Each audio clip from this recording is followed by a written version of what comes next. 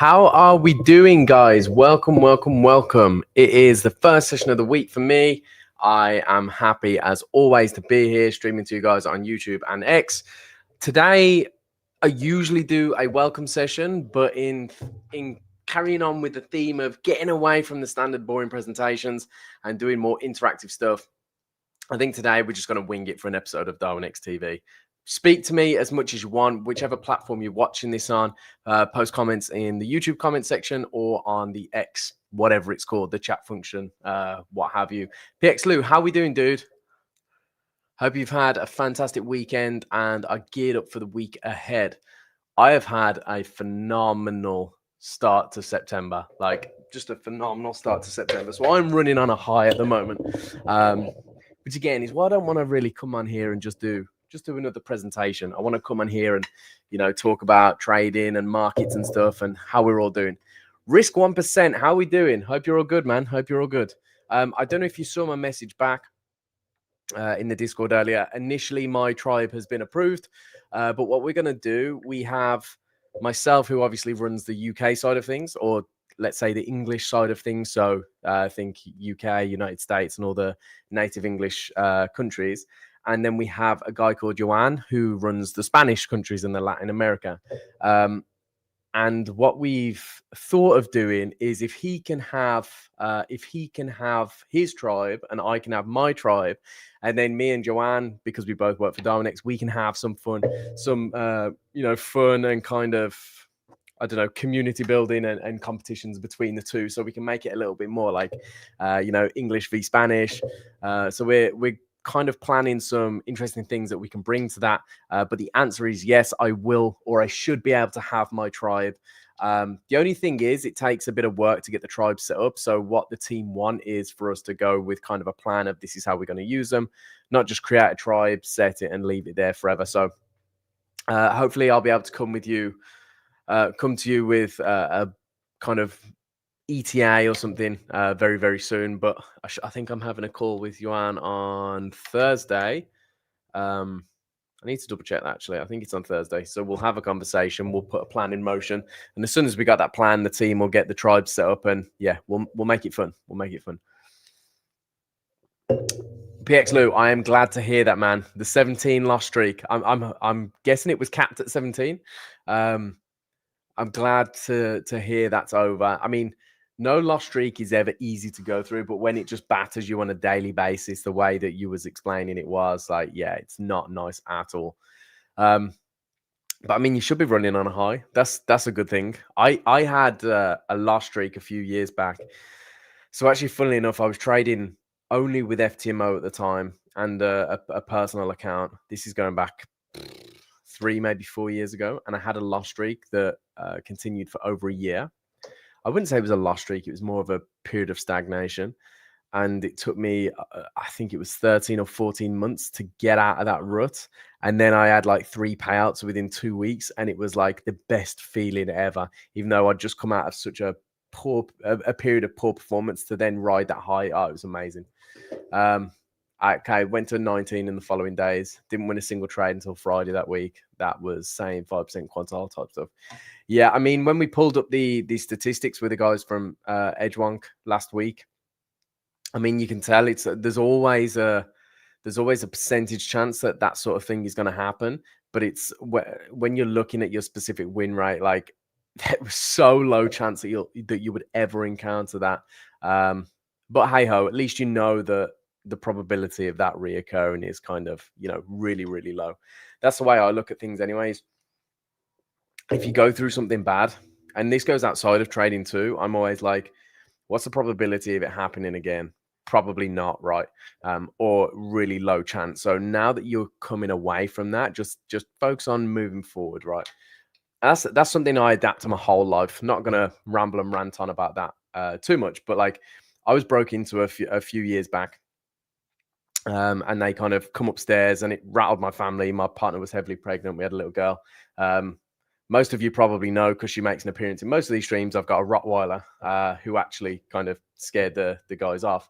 But after that, me and my missus had a conversation and we both approached it very differently. She was petrified that it would happen again, and even till now, still thinks about it. Whereas I was like, well, I'm a trader, right? I think in probabilities, the probability of that happening again is like, next to nothing, right? Not many people experience that. Now we have the chance of us experiencing it again is very low. And I try and bring that to trading as well. Like if I'm building a portfolio and I'm looking at the max drawdown or the average drawdowns, I try and build a picture of what worst case scenario looks like. And if that happens, it's like, okay, well, what's the chance of it happening again? Probably not. So you've already endured the worst, okay? And now you can just focus on the recovery and keep looking up. Exactly that. You know how to mentally react to it. And if a 19 loss streak ever occurs to you again, you're a veteran in that space now. You don't really care, right? Exactly. That's the best thing to do. Go back, check all of them. Were they all valid? If so, then yeah, just a cost of doing business. And the thing is, as much as we know our expected value, we know our expectancies, we know our previous streaks, all that sort of stuff, data constantly evolves. So what was factual last week might not be factual this week. And it's the same with any strategy, any system. This is why I prefer to have multiple systems in the fear of if one stops working, at least I have multiple others to kind of lift the weight, if you will. I guess that's kind of a doomsday way of looking at it, but it helps me be comfortable in the fact that edges do phase out and edges do stop working. But you just have to remember that data continuously adapts and evolves. Okay, so we've got quite a few people in the session now, so welcome, guys. I did say at the beginning of this, usually on a Tuesday we do a welcome session, but we do have just a ton of welcome sessions recorded on our YouTube and X. So if you do want to go and watch a welcome session, feel free. You're more than welcome to go and watch them. But there's a few different things that I think we should talk about today, and I like making these sessions more interactive, so talking to you guys through the YouTube comments or X comments, whichever platform you're watching this on. The first thing that I want to talk about, however, is the Prop Trading Expo that is coming up at the end of September. Now, I didn't think I was going to be able to make the event because I have a family engagement on the day before. Turns out I got the dates mixed up, so I actually can still make it. So the event is on Saturday, the 27th of September, and it's held in London. I think it's the Grand Connaught Rooms in the Grand Hall, wherever that is. I don't know. I just get the address and I turn up. But Darwinex is going to have a stand there. There's going to be myself and Giorgio, who is the other Darwinex employee who's based in the UK. We will both be at the stand. I was also supposed to be doing a presentation and a speech at the event, but unfortunately, because like I say, 2 seconds. Yeah, good one, Alexa. Alexa, volume down to 1, please. Thank you, honey. Because I have the family engagement on the day before, I won't have time to travel down on the Friday. So I'm going to have to travel down on the Saturday, meaning by the time I get there, the slot that was originally booked for me to do a session, now no longer exists. However, I will be there for the majority of the day, and I will be on the Darwinex/Darwinex Zero stand. So if any of you guys are down in London, be sure to come and attend the event. You can come and have a chat with us, and you can meet me in person if that's sort of something that you want to do. I mean, look at me trying to sound all important. I don't know whether you guys want to meet me or not, but at least if you do, I'll be there on the stand. We also have a code. So as standard, the tickets are £20. However, I think if you put Zero, is that the right code? There we go. You can knock it down by 50% and get a ticket for £10. So there's going to be, let's see if there's a list of companies attending. I don't know if this is it. FPFX, a load of prop firms. Yeah, here we go. Darwinex, Match Trader, TraderFi, Quantical. Never heard of Hantech. There's going to be a whole range of different businesses and loads of different people attending the event. If I bring up LinkedIn, I think there's probably get a better idea of who's coming. Let's take a look. I hate LinkedIn. I can never figure it out.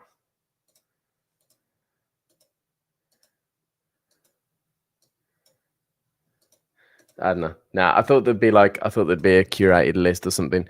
But anyway, the main important thing is that I'm going to be there. Darwinex is going to be there. So if any of you guys are in London or based down south, I would highly, highly recommend coming and joining us and coming and meeting us and having a chat with us in person. Now that's out of the way. In fact, before I say that, the URL is proptradingexpo.com. Like I say, code DAR0, and that will get you a ticket for £10. It is in London, so unfortunately for the guys out of the UK, unless you really wanted to fly in, for a few hours, I don't recommend it. But if you wanted to fly in for a few hours, of course, you can book yourself a train ticket. Oh my love, a plane ticket and come over and meet us. Peter Lou said, yeah, that'd be the dream, but as a manual trader for now, I cannot physically manage. Of course, yeah. That's the thing, right? But even diversifying a strategy in terms of trading different assets, maybe different time frames, putting small minor tweaks in, like there's things that you can do, or at least have your strategy flexible enough so that if something goes wrong or something needs adapting, of course you can make those changes. That's the great thing about discretion and discretionary trading is a lot of the strategy is mental. Like it's a lot to do with your experience. And as you experience new things, of course, that discretion gets stronger and stronger and stronger. So you can make better informed decisions over time. Okay, let's close that down. I am happy to go through the welcome session if you guys want me to. I would rather not. I'd rather keep it fun. And go through some Darwinex stuff. I think that would be more beneficial for you guys. Let's take a look at the rankings. And I'm doing this because I am number eight in the rankings. Like I think this is the highest I've ever been. And it's a huge thing for me because for those of you who don't know, I have been a discretionary trader for the past 7 years. And 6 months ago, I decided to make the full swap from discretionary trading to fully algorithmic trading. I've spent a lot of hours building strategies, assessing them, trying to break them, doing everything I can to make them as strong as possible, building my portfolios. And it's great to see kind of all the hard work starting to pay off, right? So super proud moment for me. I mean, there's almost 9,000 people. There's pretty much 9,000 people in DarwinIA Silver, and I'm number 8. So I'm super humbled to be in that position. I know it's probably not going to last forever. I know my max drawdown can get 2.5 times worse than what it currently is. So yeah, I'm agnostic to the fact that I know this isn't going to remain this way forever. I appreciate that. Risk 1%. Thank you. I was looking at Darwin's with the highest assets under management, and all they had in common was a small VAR. Is that coincidental, or do you think it's needed?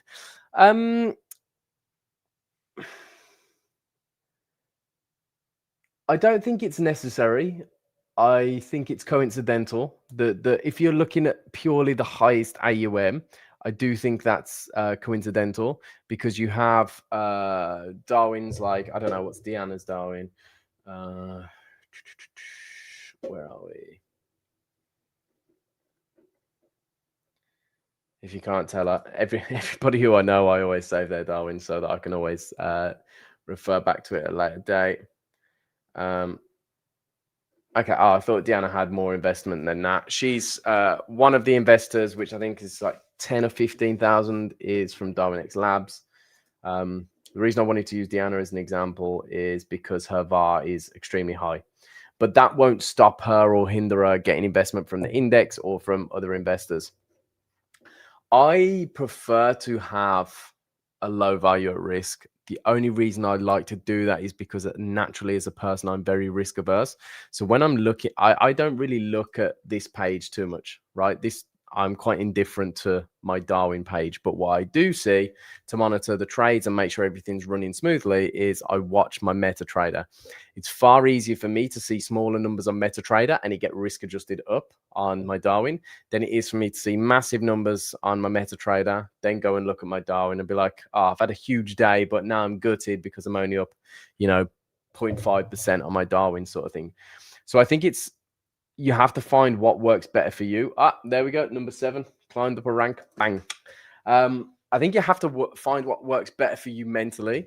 I I just think it, yeah, I would say it's coincidental that the top AUM holders have a low value at risk. However, the thing with the value at risk is generally the higher you get, I don't want to say the more reckless a trader is, but of course, the more exposure they're taking. So 6.5%, of course, as we always say, is the average of the S&P 500, or the average volatility of the S&P 500.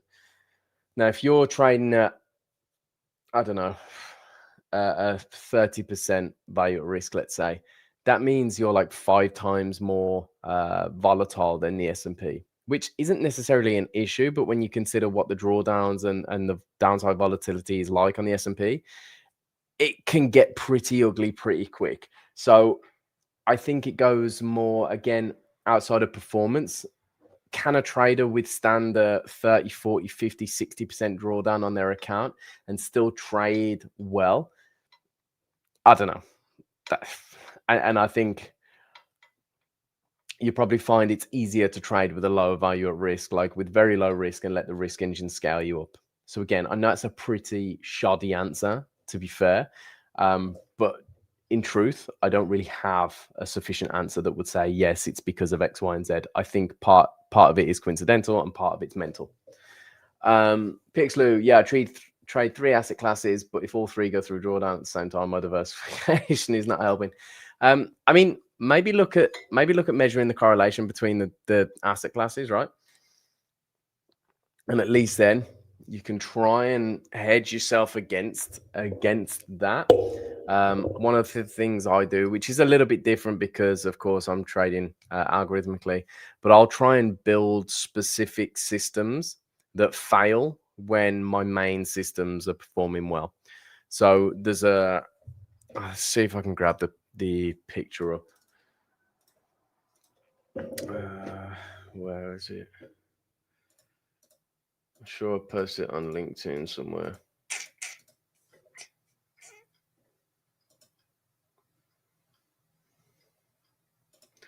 How do you? There we go. That's the button I was looking for. Show all. So it's pretty naff to see that. Magnify image. Here we go. So you can see this was. I have improved this since, I believe. I think I've added a couple more strategies, but you can see this is my XAQP portfolio. So it's pretty consistent. It's pretty good. This is before risk adjustment, but you can see if you compare 2020 to 3, 4, and even 5, arguably, because September's been a 2%. So we're looking maybe 12% for the year. So it's on track for probably the same sort of return as 2024. The past 4 years have been phenomenal. 2020 was phenomenal. But then if we look at 2018 and 2021, like 3%, 5% return. Now, one of the biggest things that I've looked for there is, how do I build strategies that overperform when these do and sacrifice a little bit of percentage on the other years, for example? And I am looking on a yearly basis, right? I would rather bring this 3% and 9% up to, 7 and 12%, and potentially bring this 25, 21, 19 down a percentage or 2. So it's a little bit more stable. So I specifically try and build systems that break when my good systems are performing well, and that perform really well when my good systems aren't performing so well, if that makes any sense at all. So that's one thing that you can look to do. But that's a little bit more intricate, I suppose. That's actually looking for, like I say, I'm doing that by just building an algorithmic system and, testing it. I like the idea of fallback assets. In theory, if you have an asset class with 0 profit, but it minimizes drawdown, it's hella worth it. Yeah, and also as well, well, yeah, you've kind of explained it there. How are we doing, Tail? Sometimes when I add an additional strategy to my overall portfolio, it does bring the drawdown of the portfolio down, because again, you get that cross strategy hedge or cross asset hedge. So it's worthwhile doing it, trying to get all the data that you can, put it in, I don't know, put it in some software program, or do it manually on a spreadsheet or something, or in a trading journal. Get all your data and try and figure out as a portfolio of strategies. So even if it's the same system, like you say, but on different assets, figure out which ones perform well when and which ones underperform when, and see what that correlation looks like. Do you remember the last stream about allocations versus boosters? What is your opinion that's on that, since with boosters, correlation don't actually matter? Okay. Perfect time to talk about boosters, actually. Okay, so we have 3 different ways of getting allocated outside of investor capital. So we have DarwinIA allocations, permanent allocations, and boosters. DarwinIA allocations, everybody is open to them. It's meritocratic. The better you perform, the higher the allocations that you would get. However, with that, we have the correlation rule. The reason we do that is because it doesn't make sense for us to double up the risk, giving 2 traders allocation when they're effectively doing the same thing. Okay. Same as like if I walked into a hedge fund and said, hey, here's my strategy, and they said, we've already got a guy trading that strategy, they're not going to recruit me in and start paying me, right? If they needed to, they would double down the risk on the guy they already have. So it's the same kind of thing. So we measure the correlation to make sure 2 traders aren't doing the exact same thing. Okay. The end goal for us is to find good, unique traders who can hold their own. Permanent allocations and boosters are a little bit different because they don't come under the same rules, for the correlation. Neither does investor capital, just FYI, it's only DarwinIA allocations.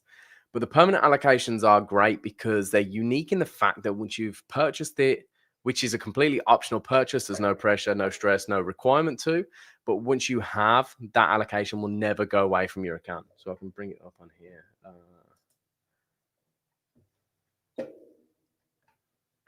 So as I mentioned, your €100,000 permanent allocation, that will be on your account forever. Won't ever get pulled, won't ever be removed from your account. Which means, as long as you keep trading with Darwinex Zero over the next 2, 5, 10 years, then that 100K will always be there. Performance fees are on a high watermark basis, so of course you have to keep generating money or generating revenue, but it will always be there. The boosters are great because they kind of mirror both in a way. So they take the best of DarwinIA, the best of the permanent allocations, and offer a different way. What I mean by that is it's not permanent, hence why it's not called permanent allocation, and it is just a booster. So you can choose the period of time that you want it. So you can choose 3 months, 6 months, or 12 months, and you can choose your amount up to 400,000. Although I believe you can only buy 1 booster each month, and these only last for a set period of time. What it does for us, right? And I'll be completely transparent here. We don't make any money on the permanent allocations. It's not a product we released to generally make a lot of margin. What I mean by that is if it costs us $1,000, we then sell them for $10,000 and we make, net 9K, 900%. If it costs us $1,000, we pretty much charge $1,000 for it. The reason that we introduced permanent allocations was to build a better ecosystem for the traders. So give them an opportunity that hasn't been there previously. So, however you trade, however long it takes, yada, yada, yada, it won't ever be removed. We wanted to fill that gap, but also we wanted traders to stop restarting their accounts. What better way to do that than say, well, if you bought a permanent allocation, it will be lost. So don't restart your account. And that worked, right? So we're encouraging traders exactly for them to stay and build their record. We want you to have a reason to stick around. We want you to make that commitment. Okay. If you don't want to make that commitment, okay, like don't buy the allocation. Again, like I say, it's completely optional. But what we were finding were traders were coming in on day one, they might make 2%. They go, oh, this is brilliant. I'm going to post this everywhere, building my record with Darwinex, yada, yada, yada. And then 2 weeks later, they've blown up the account and they're like, oh, actually, I'm gonna try and start again. And what we were finding was that we were just getting this incredible churn of people who were just going through that circle. So instead, what we were trying to say is, why don't you calm down a little bit, get a permanent allocation if you want, and think for the years ahead, not just the weeks. And I don't know the exact number off the top of my head, but a lot of people bought permanent allocations, and we've had nothing but great feedback from them since. Like I say, the boosters are slightly different because everybody can have one permanent allocation, and the questions that we were getting afterwards were, can I have more permanent allocation? Can I do XYZ? And for us, it was a really tough choice because we were like, the permanent allocation, again, we make no money from virtually. Exactly, yeah. The permanent allocation made me trade more relaxed also with the boosters, is what Tal said. Exactly. We're kind of like, listen, you know, we know it might take you a few months to get Darwinia allocations unless you come out of the gate on fire. So you have the option to kind of boost it from day one. And you know, see that kind of long-term goal, be a little bit more relaxed. But what we were getting were, can we have more? Can we have up to 500K? Can we do XYZ? Yada, yada, yada. Now, the issue is, again, this is me being completely honest. I don't fully accept the once per month buy option for boosters, but that's fine. Yeah, I to be honest, I don't know why we enforce that rule, but I don't do all the risk assessments and stuff on the product side of things. So I don't know the full picture from that kind of angle. But going back to my point about the permanent allocations, is they are great to keep people focused and to give people that unique opportunity. But if we increased it to 500K for everybody, again, we make virtually no money from that. But what we do is we add a hell of a lot of risk to our books because we have to honor that capital, you know, for the lifetime of the client. Now, if a client buys 500K worth of permanent allocations and we don't make a single penny, but then in 2 years, 3 years, 10 years time, they're still trading with that permanent allocation, we have to assume that risk for the next 2, 5, 10 years. And what we do is we have a mechanism in place so that we can hedge against that trader. So we basically can net zero on permanent allocation payouts, meaning that we have it managed so that if a trader is extremely profitable and they have a permanent allocation, that's fine, because what we can do is we can hedge against that, right? So if the trader makes money on the permanent allocation, I say hedge against them, I mean hedge with them. So what we would do is we'd take the margin required, put it into another account, into a live account, take the same trades as the trader. So if the trader earns $1,000 in performance fees through the permanent allocation, we've made $1,000 on the margin we've also assigned to that trader, meaning that we can pay them the performance fees. Okay. If we raise that to 500K, a million, or however much people wanted, we have to front a hell of a lot of margin again. So we're just adding a lot of risk to our books without getting any sort of upside from it. With the boosters, however, because we know that there is a limited amount of risk, we can offer them up to a much higher value. We can offer them for, you know, customized times, values, all this sort of stuff. But again, these have been stress tested through so many risk assessments by our Darwinex Labs team that we know our worst case scenario, our best case scenario, and our kind of mid case. With the permanent allocations, it was unfeasible. With the boosters, we can actively provide these to clients, you know, and still be kind of taking care of the risk from a firm's end of things, or from a firm's perspective. Because what you guys don't see, and I know I'm kind of getting off track a lot here, but what you guys don't see from like a funding company perspective is not a lot of risk assessment is taking place. So new products are launched, new things come out, and all that sort of stuff. And if it's not been risk assessed properly, then it's a recipe for disaster. And hence why we've seen so many funding companies go down. How are we doing, JC? Hope you're all good. Hey mate, hey, this is Panama. Please reply in the Discord after stream. Yeah, I will. I'll reply after. My replies will get slower afterwards because my kids will be home, but I will come back to you and I will chat to you about it. What I'll probably do is I'll try and send you a voice note because that's the way I try and deal with things. It's a lot easier for me. Emilio, the best form of boosters are in drawdown. I completely agree. And this is a way that you can kind of game it, if you will, is if you know that your maximum or your average drawdown is 4 or 5%, when you're in 4 or 5%, and you know that that's usually when you turn around, applying a booster or a permanent allocation at that point, it's kind of like when you come out of it, you know, you've already made money, sort of thing. It changes my thinking when when to pause trading and when to continue. Do I stop and secure X amount or continue and risk to reward it? I never stop. Okay, I don't agree with that. Yeah, I don't agree with stopping trading. Sorry, and I say this usually in the sessions that we do.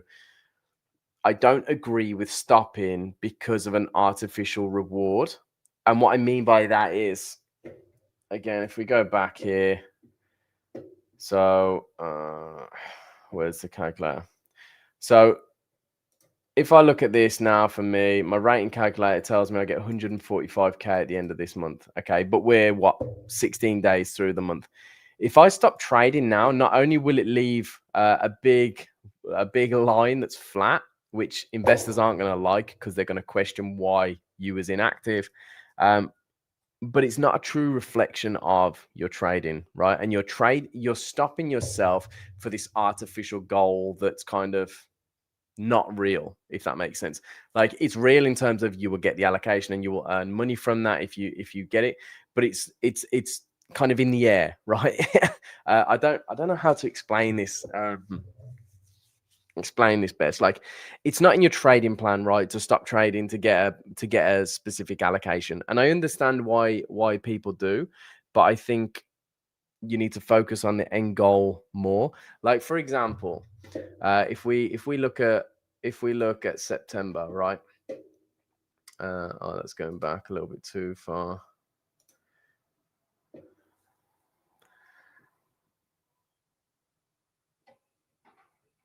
Yeah, I get you. I get you 100%. So Tal said, I get you, but take mine into account. With almost 700k in allocations, it's hard not to feel the profits and potentials.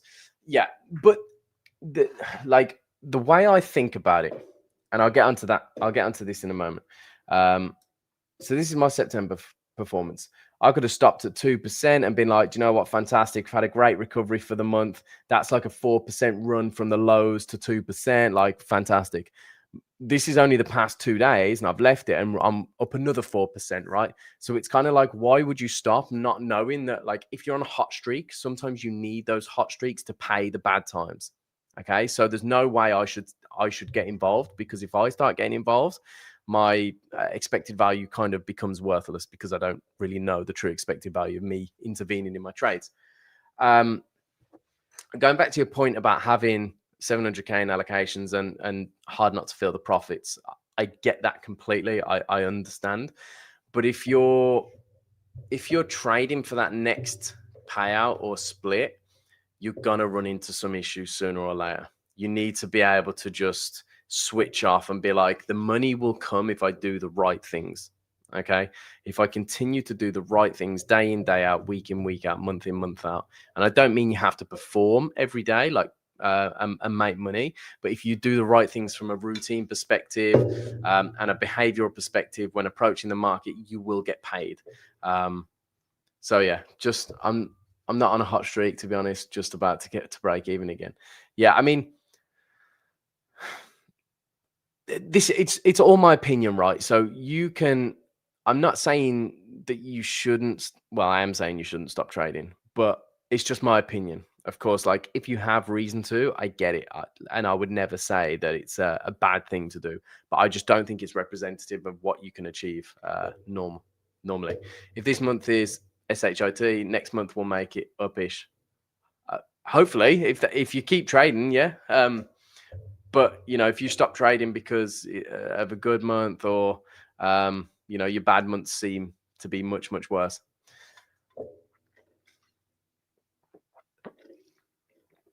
PX Lou said, why have you not bought the 100k allocation yet for XAQB?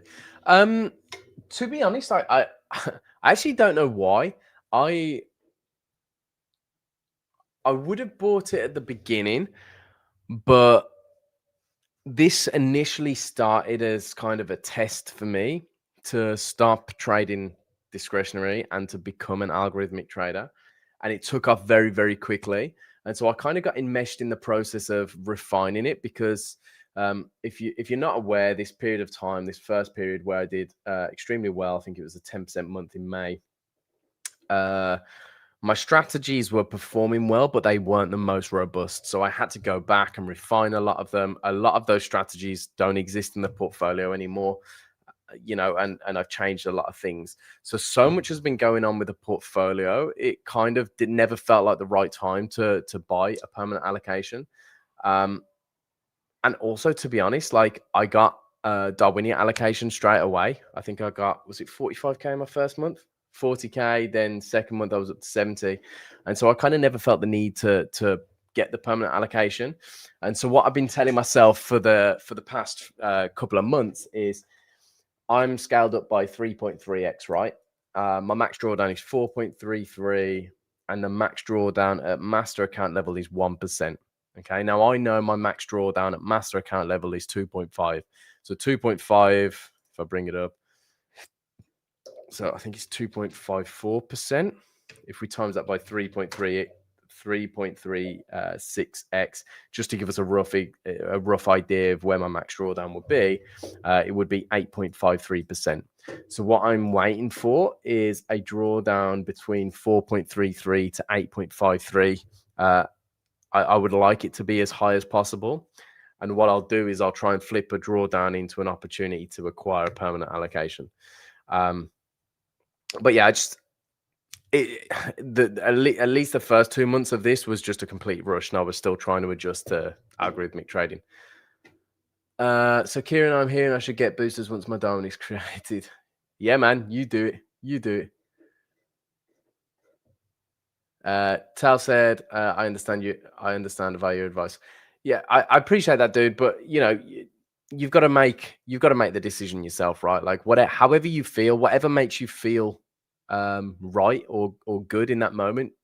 Always listen to your own gut. I just know long term you might regret it. So, for example, I had this conversation with Colin, who is the owner of TVTA. And it was the first question that I asked him. I said, "What on earth happened here?" Okay.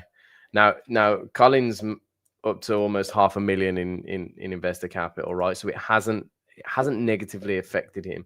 But I think I looked about over here. I started looking at his strategy. It was somewhere in January.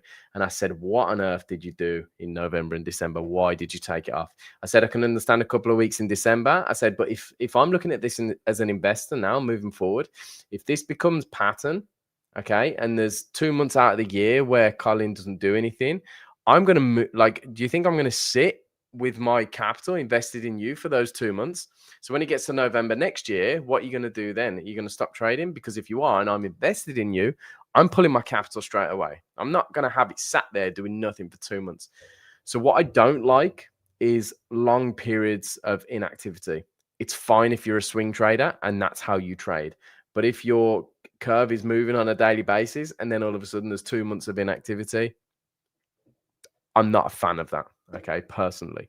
But again, that's not to say that something is right or wrong. Tal said, "No, but you're correct. I don't feel like this way with my ETFs or my crypto. Heck, not even with my crypto Darwin accounts or the reality checkouts."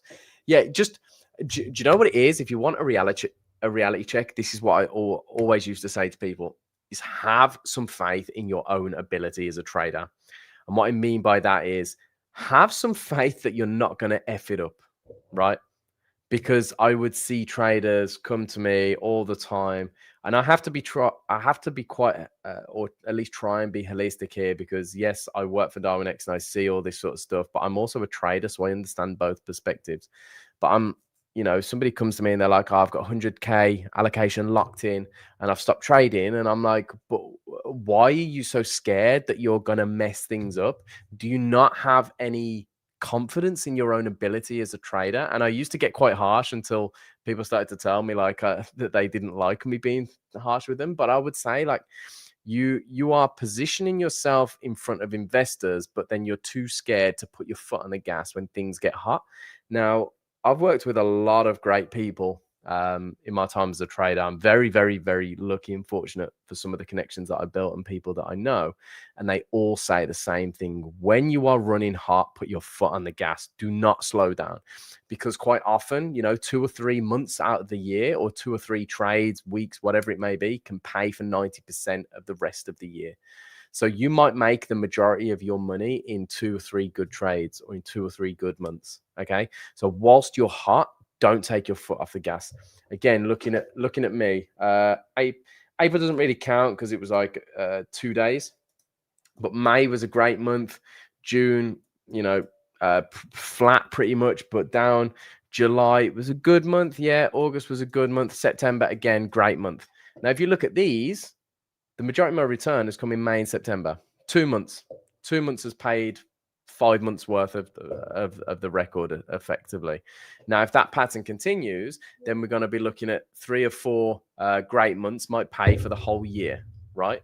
So with that in mind, I just, again, to beat my point home one more time, I'm just not a massive fan of taking time off or stopping trading for a period of time. Even when here's one of my test accounts. Even when your equity curve looks like this and it's just flat as anything, just keep doing it. Let it do its thing. Churn it away. The reason this looks like this is because I have carry trades on there. So I'm holding positions, just getting paid swap fees and just letting it do its thing. And then eventually when they all hit target, there'll be kind of a bump like this again, and then it will pause. So this curve is designed to be the like a kind of stepping ladder, if you will. But I will just continue to trade and trade and trade. PX Lou said, how much are you risking per trade? Talking about overall risk here, so backtest, etc., etc. So it varies per strategy. So at the minute, there's 27 strategies running on XAQP. Each one is running with a risk. So I do it a little bit differently. So I have the strategies designed so that their max drawdown historically has only ever been 1%. And I'll tune the strategy up or down to the point where I know the max drawdown at signal account level has been 1%. So if that means $50 per trade, it means I risk $50 per trade. If it means $300, I'll risk $300. This is XAQP's terminal. Well, actually, if you want to see the real XAQP terminal, it's a bit of a messy one. This is XAQP's terminal. So here's all the strategies running. The trade copier on the top left is just to copy to a different account, but that's all my systems running. Where was I going with it? The risk, right? The risk. So pull up the history. You can see that different trades take different. It's hard to see the losses, I suppose, but each trade takes a different amount of profit, also a different amount of loss. This trade, this gold trade that actually shouldn't have been closed. So this was on Friday, and I was sat in the kitchen with my daughter, and I put my laptop down on the table. And she was fiddling about with it, and I said, do not touch that. I said, do not touch that. Daddy's work's on there. Don't go near it. 2 minutes later, I hear bang on the keyboard, and I turned around and I said, what on earth have you done? And I saw the line on my MetaTrader chart, and I was like, you've closed that piece in position, haven't you? I just knew straight away. And yeah, she got a rollicking for that, because then gold ended up rallying afterwards. So I wasn't happy. But anyway, here's some losses. So this might be more reflective of the question that you're asking. So $150 loss, $23 loss, 67, 100, 151, 288. So you can see it varies by strategy, but each strategy is designed inherently to only hit a 1% max drawdown at worst case scenario over the past like 10 years. No, yeah, no candy for that day. She I don't think she realized the severity. Like, I think she just thought it was daddy's laptop, right? She didn't know. She doesn't know what I do for work. I mean, she does know what I do for work. She just says Darwinex. But she doesn't know the severity of that. I was like, listen, if you've if you've closed the biggest winner that strategy was going to have, and now it's just going to go on a losing streak, I'm not gonna be happy. Yeah, Tail said, I'm very happy actually that with my XXBI, I've not been red curve-wise on Darwin. Yeah, that's annoying. I mean, look at mine. It went in red like for 2 days, and so now that like haunts me. Let's have a look at XXBI. XXBI. Risk 1%. I'll bring up your Darwin, have a quick look. But what I'll say is I'm doing a strategy development session tomorrow. So if you're around tomorrow at the same time, I'll do your Darwin properly, and we'll deep dive the metrics on Zero and on Darwinex, if that's okay for you. Let me know if you're around at 4 p.m. UK time tomorrow, and we can jump on and do it then. Yeah, see, that's perfect. There's no little red squiggles. Yeah, you've got to keep it that way as well. It's kind of it's probably not the best the way this is designed, because like red, I always think red and green kind of signifies good and bad, right? And when you see red, you just automatically think something's bad. Whereas if you look at Darwinex, Darwinex doesn't have the green shadow below it. It's literally just a line. Like, that is so much better, because you don't even see the red. Like, you don't see the red there. Where are we? But yeah, I mean, that looks solid, man. When was it created? End of June. Jeez, you smashed me on allocation. 340k. Damn, son. How have you got 340k of allocation, man? First one was 145k. You must have had a tiny drawdown at that point, right? Where at the end of June. It's because your current month's return would have been so high. Max drawdown would have been so low. Where's your drawdown at? 3%-ish. Oh no, that was before, wasn't it? Yeah, 2% or something. There we go. It is me not thinking clear. Permanent and boosters. Okay, makes sense. Permanent allocation and boosters. I always forget that they show up here. I always think this is just Darwinia, but it's not. I've been looking through Darwin's before, and I'm like, how on earth has this Darwin got 100k allocated? And it's just pure red, and it's because somebody's then activated the permanent allocations. I also AI trade on Alpaca. As soon as that has some sort of integration or I can bridge it, I'm coming back for stocks on Darwin. Love that. Red is a stupid color. Yeah. Yeah. Red. There's been studies on like the way that colors ignite certain emotions in your brain, and red is always, you're not supposed to like view red before you go to bed and stuff, because it gets your brain in like alert mode and stuff. And that's why like sirens are always like bright red and stuff, whereas like green and blues are supposed to be like super calming and stuff. I actually bringing on my charts again. You can see my charts are just gray and black. Like, I try and keep no colors on them at all, because sometimes I would find myself, it's even worse now that I have zero control over the system. By that I mean I'm not like choosing whether to buy or sell. I would find myself, and this was a big problem that I had for years, like watching every candle. And like if a candle started to print red and I was long, I'd be like, oh my God, come on, turn. And so I just changed all my candles to be black and gray. I don't even know. I don't even know, like, unless I'm looking at them and trying to find out which candle's which, like, I don't even know where the candle's closing at the minute. Pixlu, you just said worst case. Are you really meaning worst case, or just 5% quantile? No, I'm at that point. I'm not even considering like the worst case. I'm looking at the worst case historically.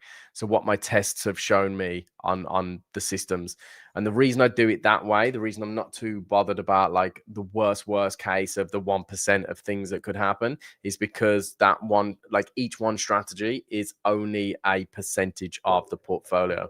And I've run huge Monte Carlos. So this is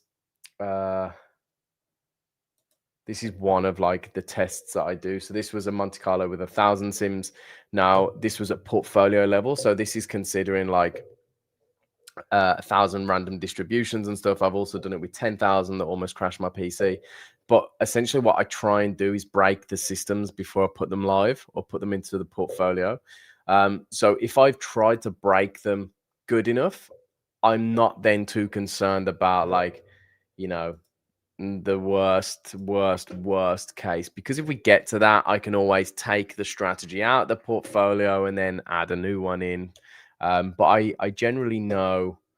So, like, if I bring this up, so these are all my systems. If we take a look at, like, this one, for example, so that's the curve for this strategy. In fact, that's a bad example because there's not many trades. Let's look at the USD JPY. So here's one. So this is an 8-year back test, I think. What's weird is since his test, again, it's probably recovered to those highs now. It's performed really well recently. But I know the max consec losses over the past 8 years has been 21. Okay, so generally I'm not concerned until I hit 21 losses in a row on this strategy. I also know the maximum winners is 13. Okay, so generally, like, I know my boundaries of the norm. If it starts to exceed those boundaries, then I get concerned. Then I will start looking at, okay, what's the worst case? But at that point, like, if this hits a 25 loss streak and just doesn't seem like it's ever going to stop slowing down, we exceed the equity drawdown. So let's say the equity drawdown goes to 1.1, 1.2. I will be monitoring it very carefully. If at that point the profit factor is now down to 1, I'd be going, I think this system's had its day. I'm going to pull it from the portfolio. So I have a lot of kind of fail safes in place that will stop me from being affected too much by it. Like the stuff we were going over with Edge Wonk, with saying, well, there's a probability of having 20 losers in a row. Like, I already kind of know what's already happened, but I'm not too bothered with the what ifs because I can always just pull the strategy without killing the portfolio. Tal said, good question for you. Crypto account is in the making, so I trade 93% of the days, but I need more risk. I trade 93% of the days, I need more risk calibration, so I need more trades. Yeah. So I presume you're saying that your trading days are 93% complete, but your risk calibration might be at like 50 or 60%. The reason it does that is if there's like a variance in your sizing beforehand or in behavior, it can take slightly longer than the 15 days to complete the calibration. I made this mistake once with a previous Darwin of mine. I don't know how it happened, but I think on my very first day, I opened like 4 trades. Bearing in mind, I only traded like twice a week, and it ended up taking me 5 months, if you can believe that, to pass calibration phase. That was my own fault, really. And we've tried to put things in place to ensure that doesn't happen again. But yeah, it can take slightly longer than the 15 days.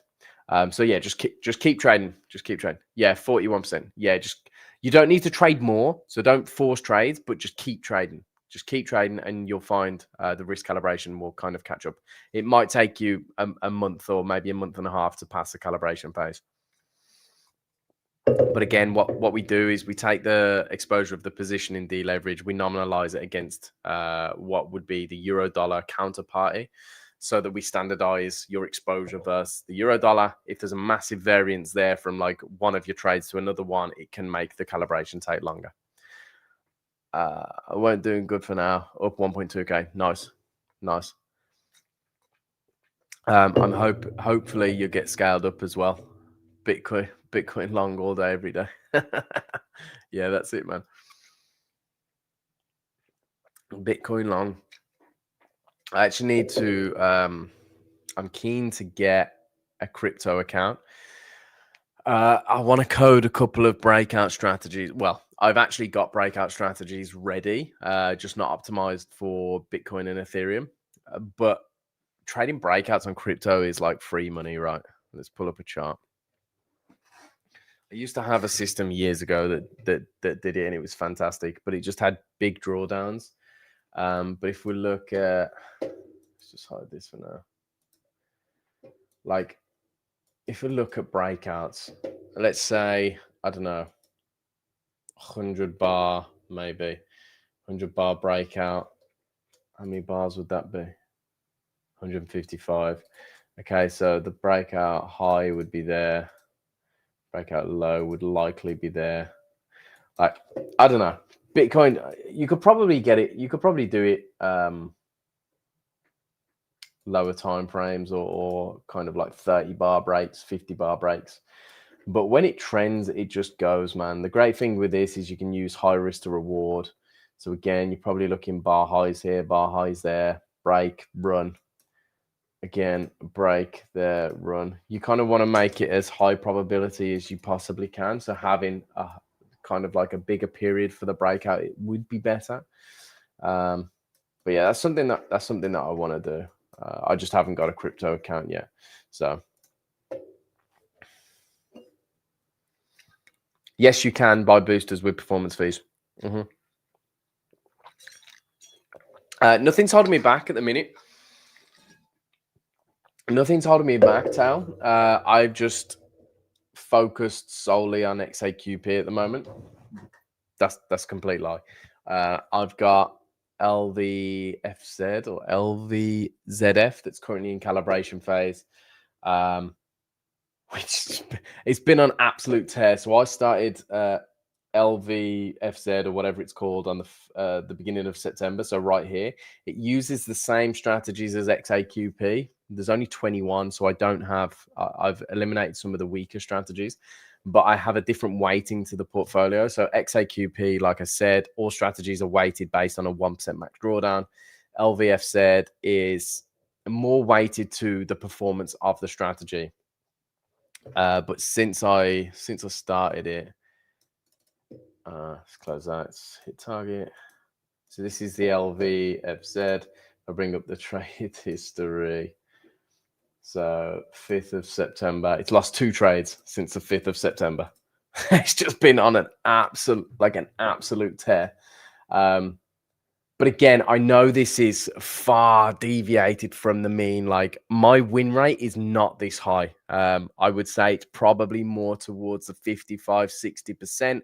This is like 95%. I know this will come back to reality at some point, but I have to let the trades play out to pay for those times.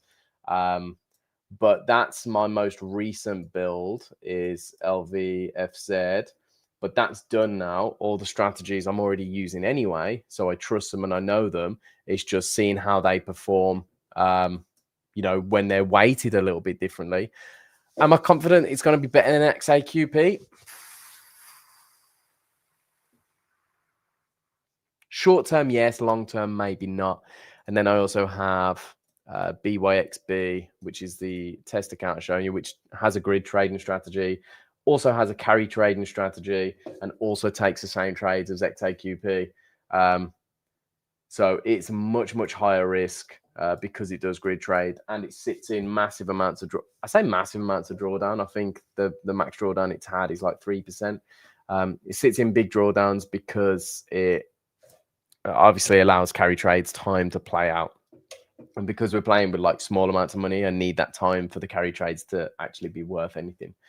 All of these records, just FYI, I mean, they're all on Darwinex. So there's XAQP, BYXB, and LVFZ, but that's not live yet.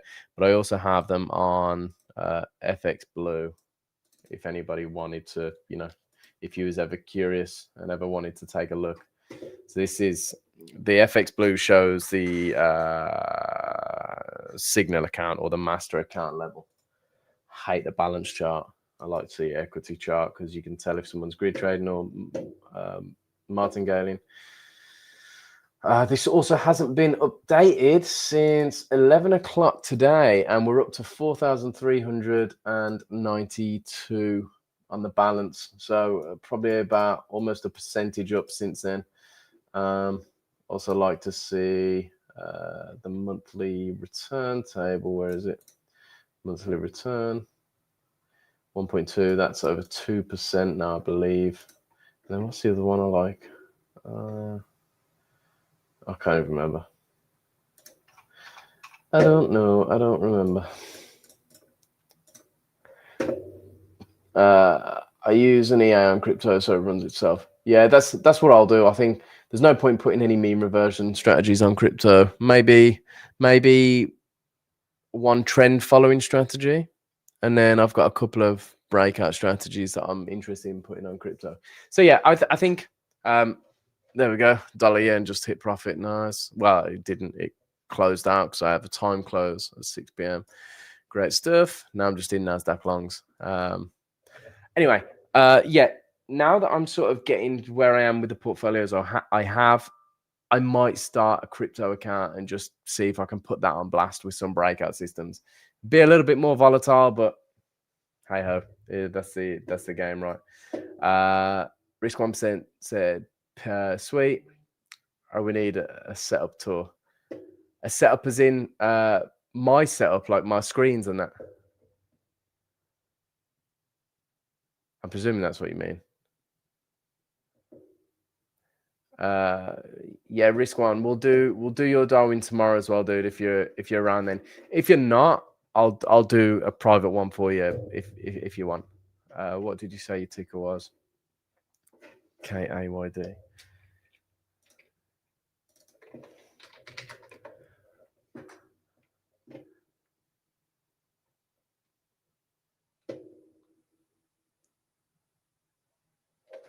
Let me see if I can join StreamYard from my phone.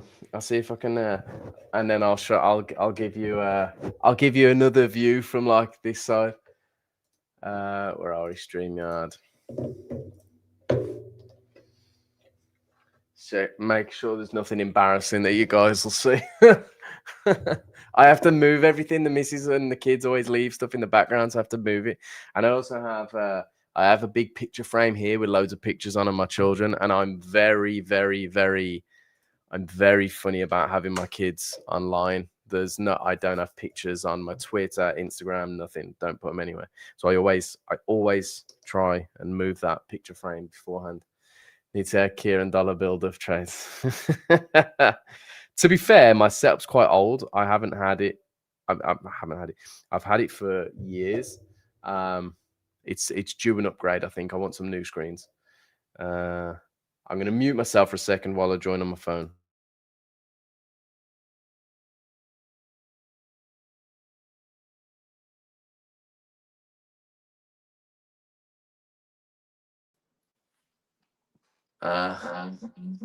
Oh.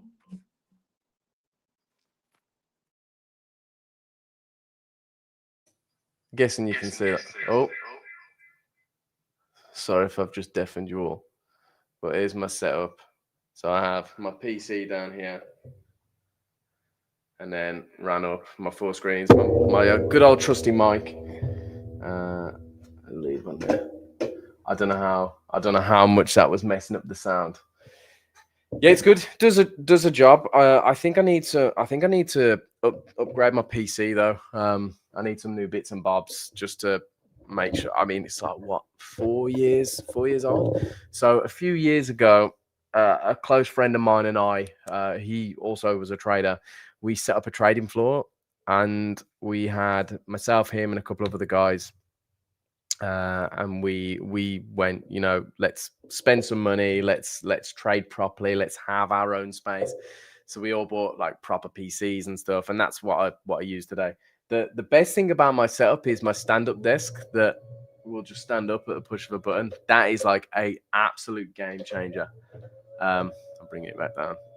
If you guys are sat at a desk all day, like it's well worth investing in a stand-up desk. I think it cost me 200 maybe 300. I'm not sure, but it's one of the best things I ever bought because you can get up, get the blood flowing, like make sure that you're not turning into a couch potato. Decent setup, better than mine. I mean, I went through the trenches for years with like just a laptop, and I had an old telly that was like a 40-inch telly. So I had like this horrible desk from IKEA. It did the job, but it was just this old white desk. And I had my laptop, which was an old Mac I bought at uni, which was like, what, 12 years ago? I went to uni, so I had this old Mac and this 40-inch telly next to it. Like, it just looked awful. It didn't look too bad, but it just felt awful, like, using it. It was just, Yeah, it just weren't ideal. So then when we set up the trading floor, we decided to go kind of full hog, got proper PCs. We bought the other traders proper PCs and got, you know, I've still got one of them in the garage. But when I moved house before, so like if you saw my screens, how they were all like connected via one big screen stand, I had more screens that was from one of our traders. And I put it down, facing down in the van. And when I got them out the other end, the screens were slashed to bits. So I've basically got 2 screens in the garage that are just like, they're still usable, but all the edges are just scratched. It looks awful. So yeah, that was something I regretted big time. Is putting them face down in that damn van. But yeah, we went the whole hog. We used to have we had a TV on the wall. We used to have Bloomberg TV on all the time. We had live squawk. Like we did everything. And then we ended up realizing after like a year and a half, we were like, I had my daughter and she was only a baby, and we were both just like, I just want to be at home now. I don't want to be in this environment anymore. Like, prefer trading from home. I'm lucky enough not needing to invest into VPS. I can just use my friends. Yeah, one of my friends actually was using my VPS until today. The only reason he stopped using it is because it was me having to change all his settings on his strategies, and he sent me a list of all the strategies he wants changing, and there was like 20, and I was like, yeah, I'm not sitting there and changing all those. I was like, it might be time for you to set up your own VPS so that you can go and do it. I would give him access to mine, but I can't risk anything going wrong, or, you know, the wrong button being clicked and my systems get wiped off. So he's going to do that. Ben said, cool setup. Thanks, dude. What MetaTrader 5 EAs have you bought running 200 Darwinex Gold tier account? I haven't bought any EAs. I build them all myself. I use FX Dreamer and Perfectus AI. They're kind of like drag and drop strategy builders. So I'll show you Perfectus. I actually interviewed today, because he's also a trader at Darwinex. I interviewed the owner of Perfectus earlier. Load. Oh, what's my email address that I used? Did I continue?